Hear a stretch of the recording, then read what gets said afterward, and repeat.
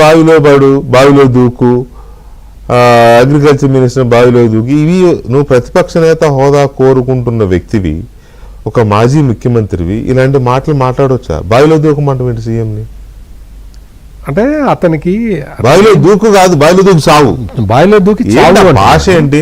యాక్చువల్గా మరి ప్రభుత్వం నిజంగా చెప్తున్నాను నేను, సారీ, ప్రభుత్వం కనుక గట్స్ సీరియస్నెస్ ఉంటే ఈ కామెంట్ మీద కూడా కేసు పెట్టచ్చు. చీఫ్ మినిస్టర్ బావిలో దూకి సావు అనడం ఏంటి?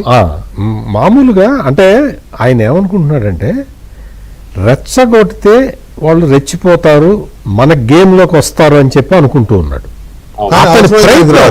అతని ప్రయత్నం అట్లాగే కనపడుతూ ఉన్నది. పోలీసుల్ని రెచ్చగొట్టాడు, పోలీసుల్ని బట్టలపై తీసుకొడతానని చెప్తున్నాడు. అంటే ఎంత దారుణంగా మాట్లాడుతున్నాడు అంటే అధికారంలో ఉన్నప్పుడు అంతే మాట్లాడాడు. అధికారంలో ఉన్నప్పుడు ముందర చిన్న పిల్లల్ని కూర్చోబెట్టుకొని పవన్ కళ్యాణ్ 3 పెళ్లిళ్ళు, నా వెంట్రుక బేకలేరు, ఇవే మాట్లాడు. చాలా దరిద్రమైన అటువంటి అసలు ఆ చేసి బాడీ లాంగ్వేజ్ ఎంత దారుణమైన కామెంట్లు అంటే అండి, అసెంబ్లీలో నేను ఏమనకుండానే ఏడ్చాడని చెప్తాడేంటండి? అసలు ఆ భాష ఏంటి, ఆ వే ఆఫ్ ఎక్స్ప్రెషన్ ఏంటి, అది ఎవడు అప్రిషియేట్ చేస్తున్నాడు? నొబ్బడే అప్రిషియేటింగ్ అండి. అతను ఆ లైవ్ పెట్టుకున్నాడు కదా, ఆ లైవ్నే 300-400 మంది చూశారు. అవును, అంత అసలు అంటే అతని క్రెడిబిలిటీని, అసలు క్రెడిబిలిటీ అనేది లేదనుకోండి, ఆ ఉన్నదాన్ని కూడా దిగదార్చుకునే పరిస్థితుల్లోకి వచ్చాడు. నీకు ఒక హోదా, నీకు అపోజిషన్ హోదా కావాలి. అపోజిషన్ హోదా కావాలి అంటే బ్లాక్మెయిల్ పాలిటిక్స్ ఏంటి? నేను కోర్టులో కేసేశాను, వాళ్ళు వెళ్ళి సమాధానం చెప్పమనుకో. నువ్వెవరు చెప్పడానికి? సమాధానం చెప్పడానికి నువ్వెవరు? కోర్టుకి వెళ్ళి సమాధానం చెప్పాలట. ఫస్ట్ చెబితే వాళ్ళు జడ్జిమెంట్ ఇస్తారట, ఆ జడ్జిమెంట్ ప్రకారం ఫాలో కావాలట. ఇవన్నీ చెప్తాడు. నువ్వు అసలు నీకు కోరమంటే 10% సీట్లు ఉంటాయి, రాజ్యాంగంలో ఏముంది, చదువు, నీకు కౌలన్ షెడ్డర్లో ఏముంటుంది, సాంప్రదాయాలు ఏమున్నాయి, గత స్పీకర్ చెప్తున్నాడు. ఆయన మీద ఆయన కేసు సార్, జడ్జిని చెప్పమని అడగొచ్చుగా, నా కేసుల మీద తీర్పు ఇవ్వమని జడ్జిని అడగొచ్చుగా, కోర్టుని అడగొచ్చుగా, మీద రావాలట, తీర్పు రావాలని చెప్తాడు. అంటే అవుట్ ఆఫ్ ఫ్రస్ట్రేషన్ అండి, అవుట్ ఆఫ్ ఫ్రస్ట్రేషన్.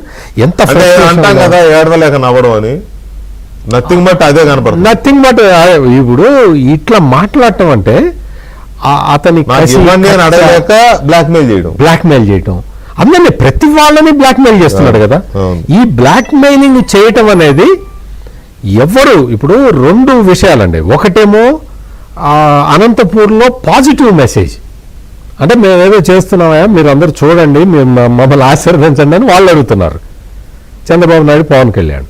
ఇక్కడ ఈయనేమో నువ్వు నాకు అది ఇవ్వకపోతే నిన్ను చంపేస్తా, నువ్వు లేపేస్తా. నేను అందుకనే ఆ టాపిక్, ఇక్కడ విషయం ఏంటంటే పటాబ్ గారు, సారీ మీరు నొచ్చుకున్నారేమో నాకు తెలియదు, పాయింట్ ఏంటంటే ఇవాళ ఒక విజయోత్సవ సభ జరిగింది అనంతపూర్లో, రైట్?